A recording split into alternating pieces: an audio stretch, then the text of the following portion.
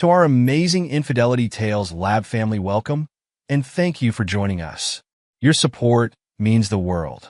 Quick question, where are you listening from today? Which city? Which country? Drop it below.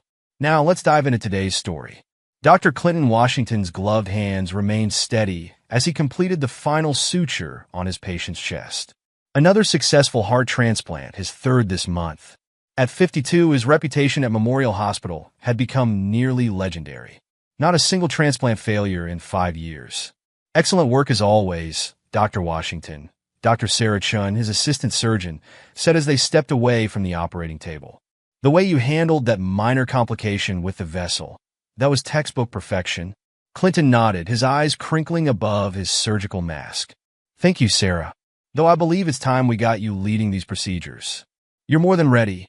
I learned from the best, she replied, then hesitated. Are you heading home early today? It's only 2. Yes, thought I'd surprise Marion. She's been preoccupied lately with her boutiques. Sarah's expression flickered with something. Concern perhaps, but she quickly masked it. Of course. Have a good weekend, Dr. Washington. As Clinton changed out of his scrubs, his phone buzzed with a text from his younger daughter, Sarah. Dad, can you help me with my Yale application essay this weekend? Mom's been too busy. He smiled, typing back. Of course, sweetheart. How about Saturday morning?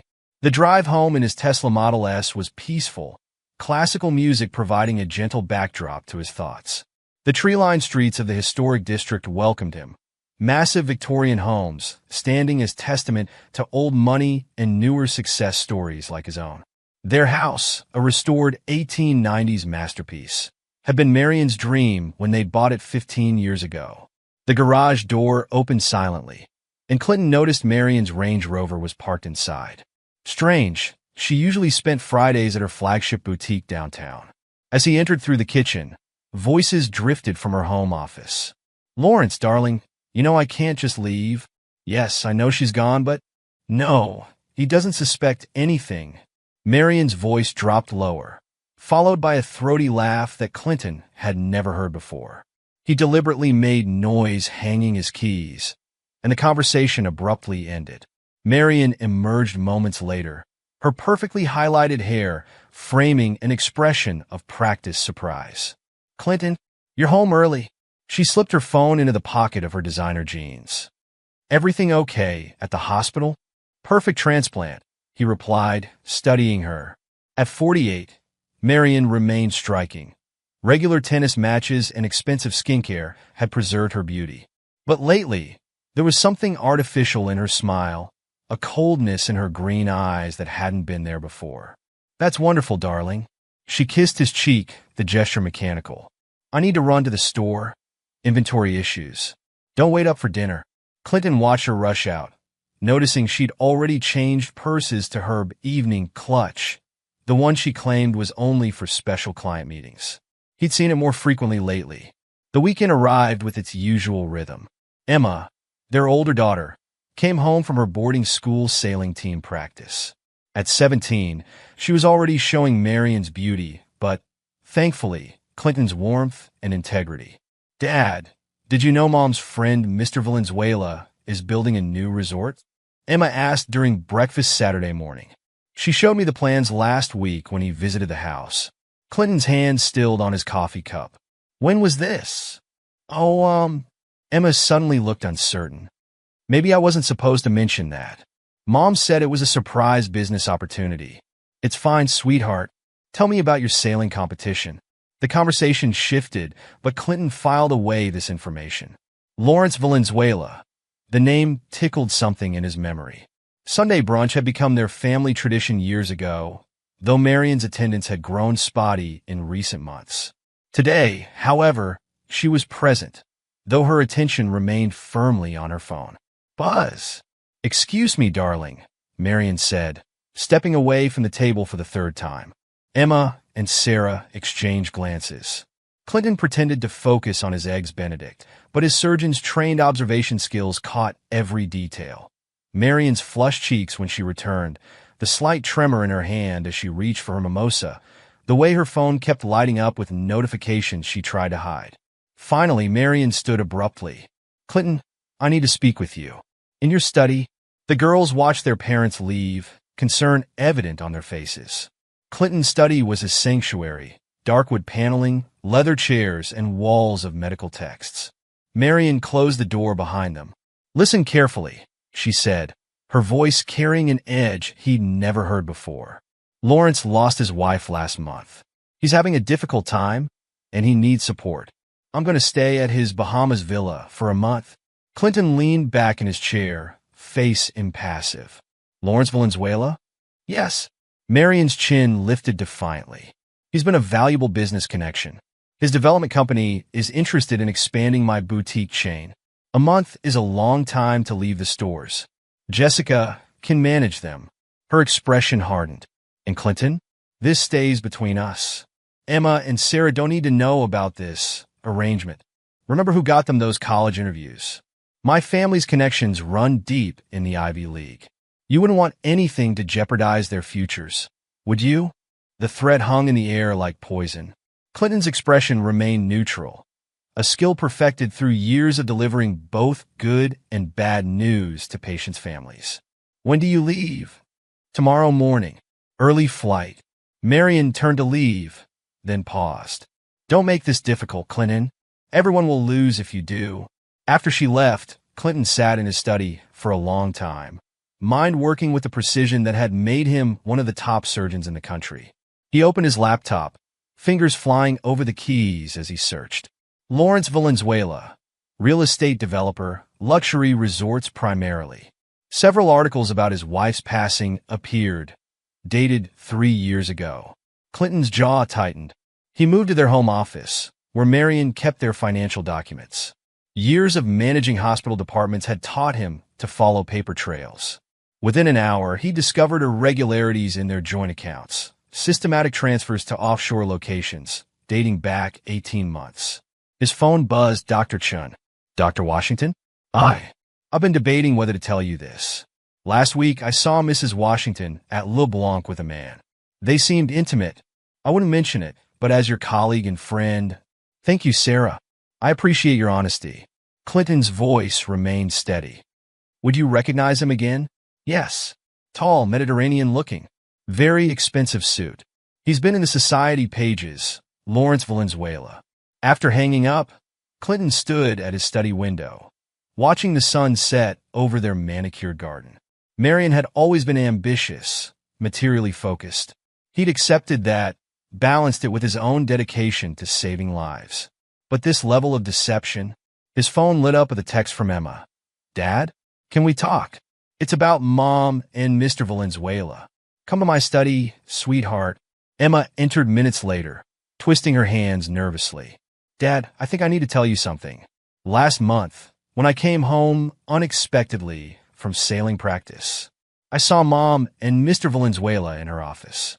They were kissing. Mom made me promise not to tell, said it would ruin everything if I did. She said she'd make sure I didn't get into Yale if I told anyone." Clinton moved to hug his daughter, feeling her tears soak his shirt. "It's okay, Emma. You did the right thing telling me. Don't worry about Yale. Your grades and achievements will get you in, not manipulation." After Emma left, Clinton sat at his desk and began to plan. Marion had underestimated him. Many people did. They saw the calm, composed surgeon and assumed he lacked steel. They forgot that his profession required not just skill, but strategy, precision, and the ability to remain clear-headed in crisis. He opened his laptop again, this time logging into their home security system. The cameras Marion had insisted on installing after a break-in 3 years ago had captured hundreds of hours of footage. He began downloading it all, particularly focusing on the days when he'd been in surgery. "She didn't corrupt you," he murmured to his screen, watching footage of his daughters growing increasingly uncomfortable around their mother's business partner over the past year. "That's her biggest mistake." In their bedroom, Marion packed for her consolation trip, humming softly.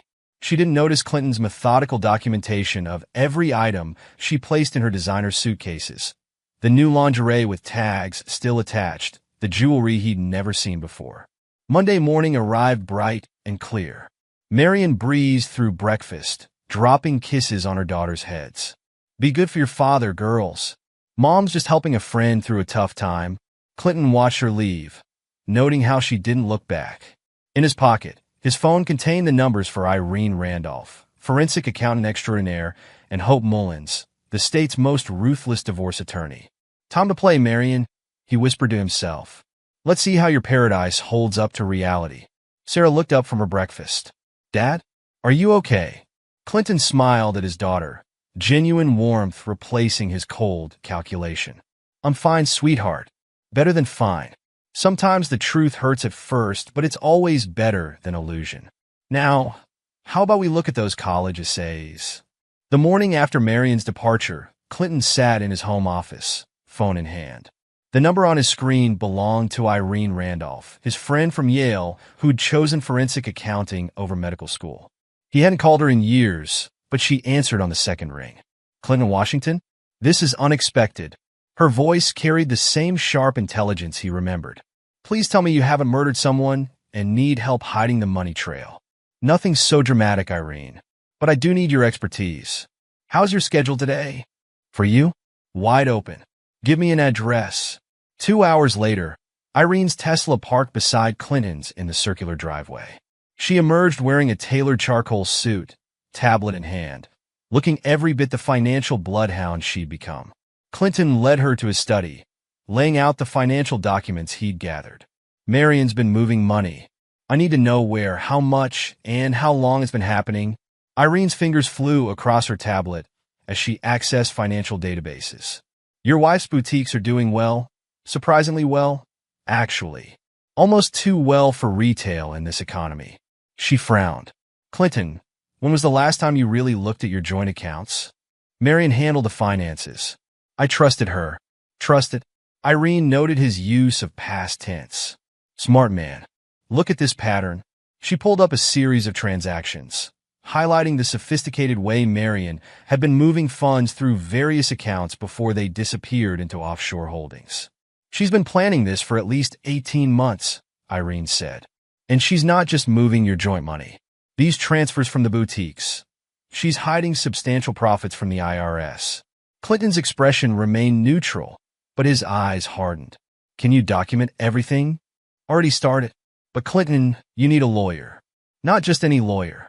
You need Hope Mullins, the divorce attorney, the best divorce attorney in the state. She's ruthless, efficient, and discreet. Marion's financial maneuvers alone. Hope will have a field day with this." Clinton pulled out his phone, making another call. Hope's office scheduled him for that afternoon. "One more thing," Irene said, still analyzing the data. "Who's Lawrence Valenzuela?"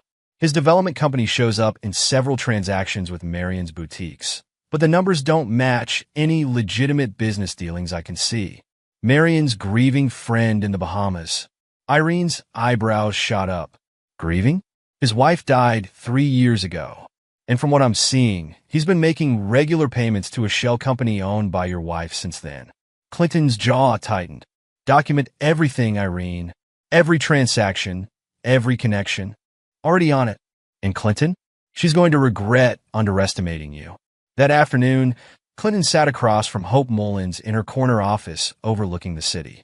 At 60, Hope had the polished appearance of old money and the shrewd eyes of someone who'd earned every penny she had. "Dr. Washington," she said, reviewing the documents Irene had prepared. "Your wife has been busy, and not very clever about it. I want this handled quietly but completely," Clinton said. "I have 2 daughters to protect." "Speaking of your daughters," Hope pulled up something on her computer. "Your wife's family connections to the Ivy League admissions offices. They're not as strong as she claims. I've already checked. Your daughter's academic achievements and extracurriculars are more than enough to stand on their own." Clinton nodded, unsurprised. Another of Marion's manipulations exposed. "Here's what we're going to do," Hope continued. "While your wife enjoys her consolation trip, we'll build an ironclad case. First, we'll need to document her social media activity. She's in the Bahamas with her lover. People like that can't resist showing off. She thinks her accounts are private." Hope's smile was predatory. "Nothing's truly private. I have excellent cybersecurity experts who can document everything legally. Every poolside cocktail, every intimate dinner will help our case." "What about the boutiques?" "That's our ace. We'll request a routine audit, citing tax season preparations. Nothing suspicious about a successful business owner being thorough with his investments. Clinton's phone buzzed. A text from Sarah. Dad found some old photos of Mom and Mr. Valenzuela from last year's boutique opening. They look close. Should I send them to you?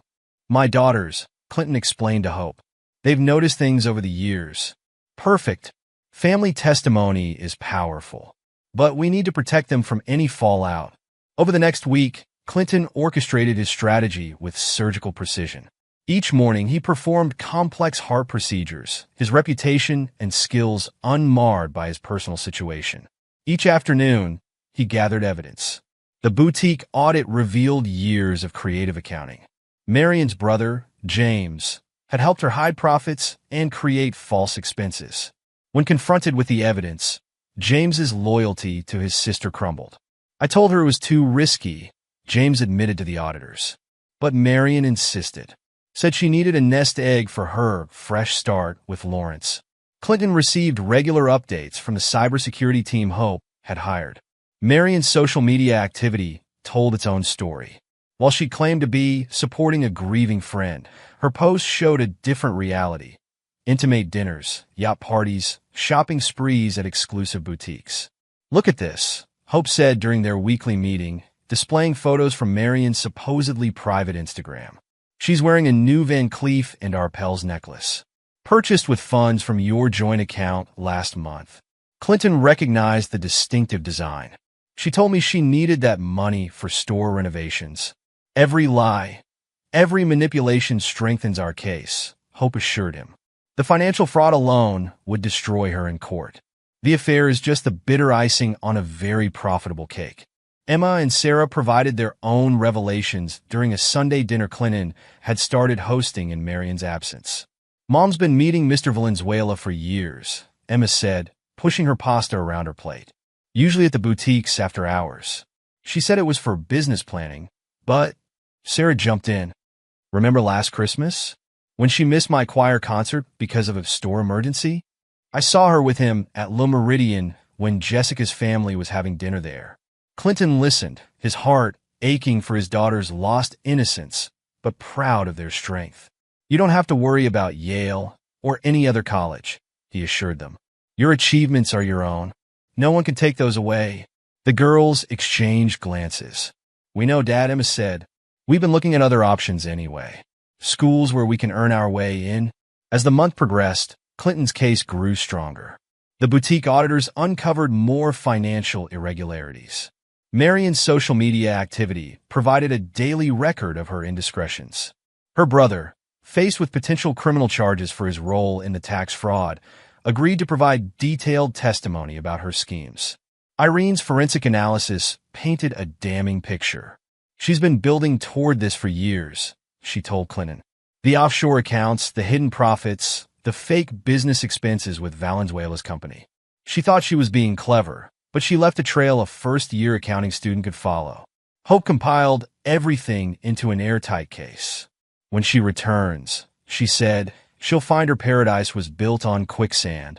In the final week of Marion's consolation trip, Clinton received an unexpected visit from Lawrence Valenzuela's ex-business partner, Michael Chen. I heard through the grapevine that you're building a case, Michael said, sitting in Clinton's study. I have something you might find interesting. He produced documents showing how Lawrence and Marion had been planning development projects together for years, using Clinton's medical reputation and connections to attract investors. They were playing a long game, Michael explained, using your credibility to build their own opportunities. Lawrence has a history of this, finding successful, respected professionals, using their spouses to access their networks. Usually ends in divorce, with the spouse getting a nice payout from the hidden business dealings. Clinton's expression remained impassive, but his fingers tightened on his desk. Thank you, Mr. Chun. This is very helpful. As Marion's return approached, Clinton prepared the final pieces of his strategy. The evidence was organized, the legal documents prepared, the financial investigations ready to launch. Everything's in place, Hope confirmed during their final meeting. The minute she returns, we'll serve her with divorce papers and the audit notices. Her accounts will be frozen pending investigation. The IRS is very interested in the tax fraud evidence we've uncovered. Clinton looked out over the city from Hope's office. She thought she was building a paradise, he said quietly.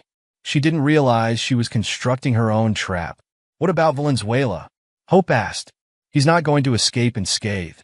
Let him enjoy their last few days together, Clinton said.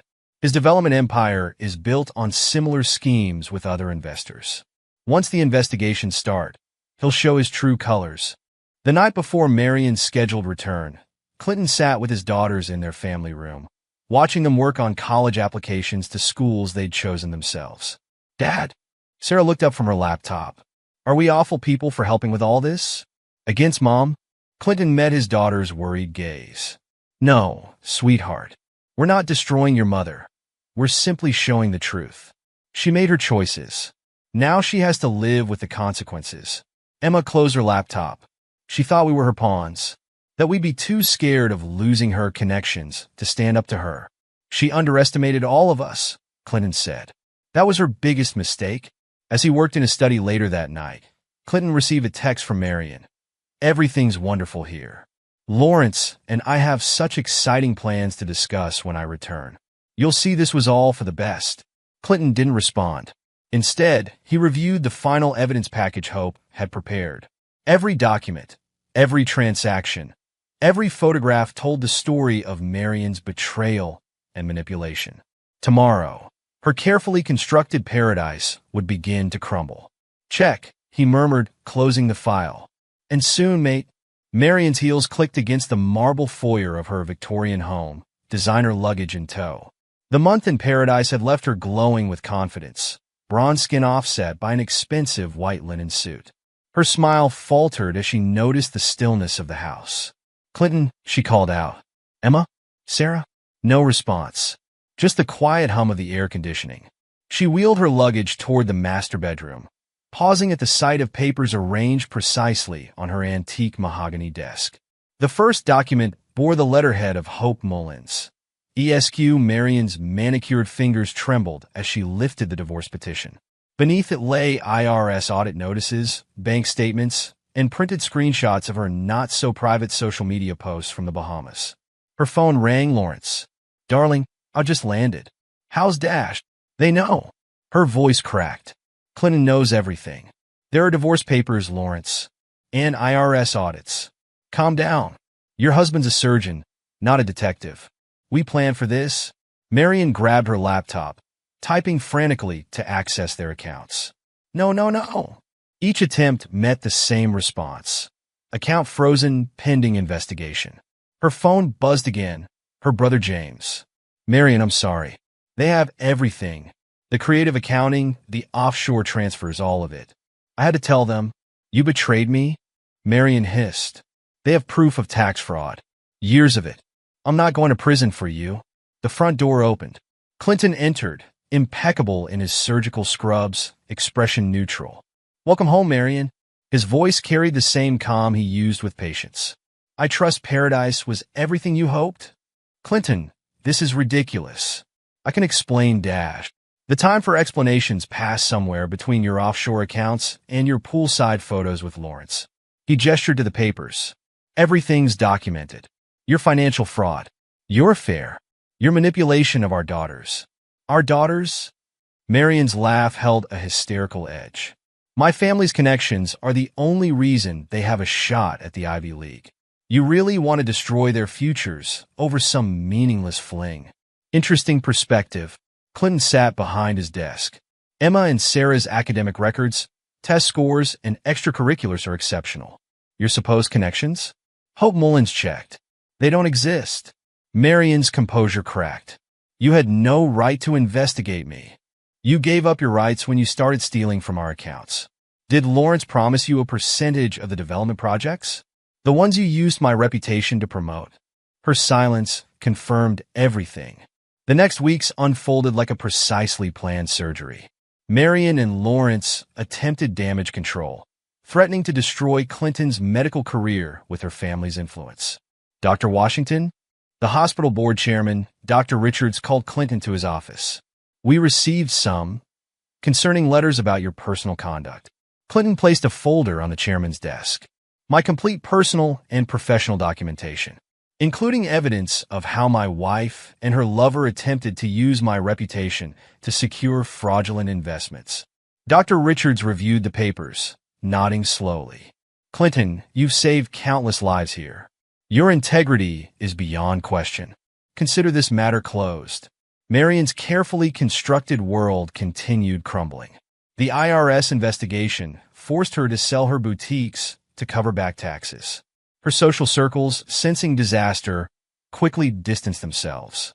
Lawrence proved just as fair weather. Clinton received a call from his lawyer. Dr. Washington, Mr. Valenzuela wishes to dissociate himself from this situation. He's willing to provide documentation of Mrs. Washington's financial misconduct in exchange for certain considerations. Interesting, Clinton replied. Tell Mr. Valenzuela his development empire's similar schemes with other investors are already documented. He might want to focus on his own legal troubles. Emma and Sarah chose to stay with their father, their mother's manipulation finally clear. She used to threaten us, Emma revealed during a family dinner. Said if we got too close to you, she'd make sure we never got into good schools. That her family would blacklist us. Sarah nodded. Remember when I wanted to quit tennis for debate club? She said maintaining her country club image was more important than my silly interests. Clinton squeezed their hands. You're free now. Choose the schools and activities you want. Your achievements are yours alone. The divorce proceedings moved swiftly. Marion's financial fraud, combined with the prenuptial agreement Clinton's father had insisted upon, left her only what she'd earned legitimately, which, after the IRS took their share, was virtually nothing. 1 year later, Clinton sat in his study, reading a letter postmarked from a small town where Marion had moved in with her sister. My dearest Clinton, it began, I see now how Lawrence manipulated me. He promised me everything, a chain of luxury boutiques, a resort empire, a life of endless summer. I was blind, but I've changed. The girls need their mother. You need your wife. We can start fresh. Clinton placed the letter in his shredder without finishing it. On his computer screen, security footage from their front door camera played silently. Years of business meetings that told the real story. That evening, he helped Emma pack for college. She'd earned a full merit scholarship to Stanford. Dad, she paused, holding a family photo from happier times. Do you ever regret how things ended with Mom? No, Clinton said simply. I regret that she chose deception over honesty. But the truth always emerges. Sometimes it hurts, but it's always better than living a lie. Sarah appeared in the doorway. Mom sent me another email. Says she's found herself in her new life. And what did you do? Clinton asked. Marked it as spam. Sarah shrugged. I've got debate team finals to focus on. Clinton smiled, proud of his daughter's strength. The Victorian house felt different now. Cleaner somehow, as if Marion's lies had been a subtle poison finally cleared from the air. That night, he performed another successful heart transplant, his reputation stronger than ever. His patients and colleagues respected not just his surgical skill, but his grace under pressure. As he drove home, past Marion's former boutiques, now a thriving local business under new ownership, Clinton reflected on the past year. Marion's paradise had been a mirage, built on manipulation and greed. His truth, though harder one, was solid ground. The front door security camera clicked as he entered his home, its faithful recording a reminder that sometimes the best revenge was simply ensuring that lies couldn't survive in the light of day. Inside, Emma and Sarah's laughter echoed from the kitchen. They were baking cookies for Sarah's debate team celebration, their futures now limited only by their own ambitions and efforts. Clinton hung his coat in the closet that had once housed Marion's designer collection. Paradise lost, he murmured, truth found. 5 years later, Clinton Washington sat in his modernized study, reviewing the morning's news on his tablet. A small headline caught his eye. Resort developer Lawrence Valenzuela faces federal indictment. The article detailed Lawrence's fall from grace. His pattern of using wealthy spouses for investment schemes had finally caught up with him. The SEC investigation, triggered partly by Clinton's evidence years ago, had uncovered a web of fraud spanning decades. Lawrence faced 20 years in federal prison. Clinton's phone buzzed. A text from Emma. Dad, saw the news about Lawrence. Karma's real. isn't it? He smiled, remembering how far they'd come. Emma, now 22, was finishing her medical degree at Stanford, following in his footsteps, but blazing her own trail in neurosurgery. Sarah, 20, studied law at Columbia, her debate skills serving her well in mock trials. That evening, during their weekly video call, Sarah shared news of her own. Remember Mom's brother James? He just finished his prison sentence. 3 years for tax fraud. How's he doing? Clinton asked. Working as a bookkeeper for a small construction company. Says he's learned his lesson about creative accounting. 10 years later, Clinton's retirement from surgery party filled Memorial Hospital's conference room. At 62, he performed his last transplant, a record-breaking success rate of 98% over his career. Dr. Sarah Chun, now chief of surgery herself, raised a toast. Dr. Washington didn't just save hearts. He showed us that integrity and excellence go hand in hand. After the celebration, Emma pulled him aside. Dad, I heard about Mom through Aunt Lisa. Marion's attempt at rebuilding had failed spectacularly. After moving in with her sister, she'd tried starting a small boutique in their town. But her old habits resurfaced. She'd embezzle from her sister's savings, claiming she needed it for business investments. Lisa kicked her out, Emma continued. She's working as a sales clerk at a department store in Nevada. Still tells everyone she used to own a fashion empire. Clinton nodded, unsurprised. So people never learned. The years had transformed their Victorian home. Clinton had donated Marion's remaining possessions to charity, redecorating with warm, modern touches that reflected his daughter's tastes. The security cameras remained, a quiet reminder that truth needs safeguarding. 15 years later, Sarah's wedding filled their backyard with joy. Her bride, Catherine, a fellow attorney, had helped her prosecute white-collar crimes. They'd bonded over stories of financial fraud cases. During the reception, Clinton overheard an interesting conversation. Lawrence Valenzuela had died in prison, alone and penniless. His children from his first marriage had refused to claim his body, disgusted by the extent of his schemes revealed during the investigation. Emma, now a renowned neurosurgeon, attended with her husband James, a pediatrician she'd met during residency. Their 3-year-old daughter played near the fountain, her laughter echoing where Marion's threats once hung. A guest mentioned seeing Marion recently. She'd aged badly, bitter and still blaming others for her downfall. She worked retail jobs, moving from city to city, leaving a trail of small-time scams and burned bridges. She tried contacting me last month, Emma said quietly. Wanted money for a business opportunity. Said she deserved another chance, because she's my mother. What did you do? Sarah asked. Sent her the number for a therapist. Then blocked her. 20 years later. At 72, Clinton focused on mentoring young surgeons and enjoying his grandchildren. Emma had 2 daughters and a son. Sarah and Catherine had adopted twins. The medical wing named after him at Memorial Hospital stood as testament to his legacy.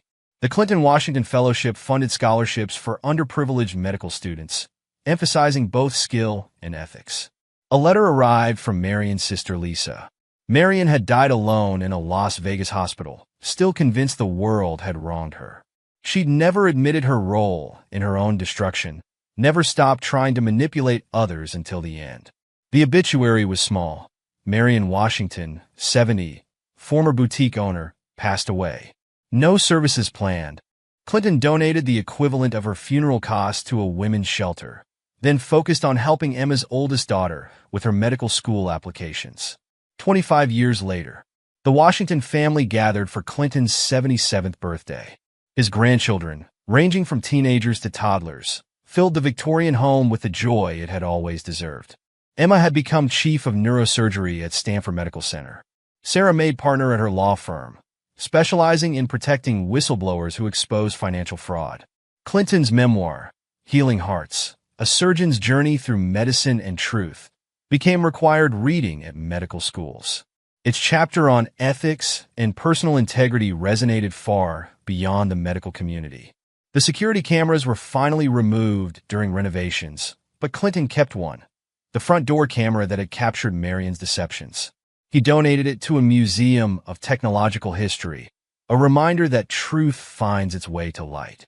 30 years later, at 82, Clinton moved into a luxury senior living community near Emma's home in California. His mind remained sharp as ever, though his hands no longer performed surgery. He volunteered at a clinic providing medical care to domestic abuse survivors, recognizing how manipulation and financial control trap people in toxic relationships. The Washington Family Foundation, established with his retirement funds, supported both medical research and programs helping people rebuild after financial fraud. Sarah's legal firm handled cases pro bono through the foundation. Final years. Clinton Washington passed away peacefully at 87, surrounded by family. His legacy lived on not just in the thousands of lives he'd saved through surgery, but in the examples he'd set. The Clinton Washington Medical Ethics Chair at Stanford, the Washington Integrity in Medicine Award, scholarship programs at multiple universities, legal funds for fraud victims, and most importantly, 2 daughters and 7 grandchildren who carried his values forward. His obituary filled 2 full pages in medical journals and newspapers. The contrast with Marion's lonely end couldn't be starker. Emma and Sarah found his final journal entry while sorting his papers. Truth isn't always gentle, but it's always right. Marion chose deception and found destruction. I chose truth and found peace. The heart I spent my life protecting, both literally and figuratively, was my own and those of my children. Some would say revenge is best served cold. I say justice is best served with unwavering adherence to truth. Marion and Lawrence built a paradise on lies. I built a legacy on truth. The difference lies not in the immediate satisfaction, but in the foundation that remains when time strips away all pretense. Aftermath.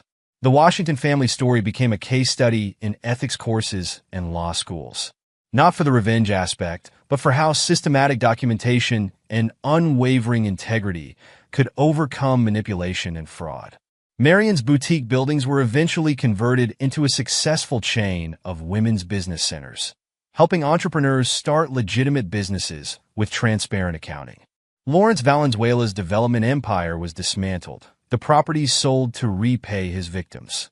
His name became synonymous with investment fraud in real estate circles. Clinton's daughters ensured his principles lived on. Emma established medical clinics in underserved areas. Sarah's firm specialized in protecting families from financial fraud.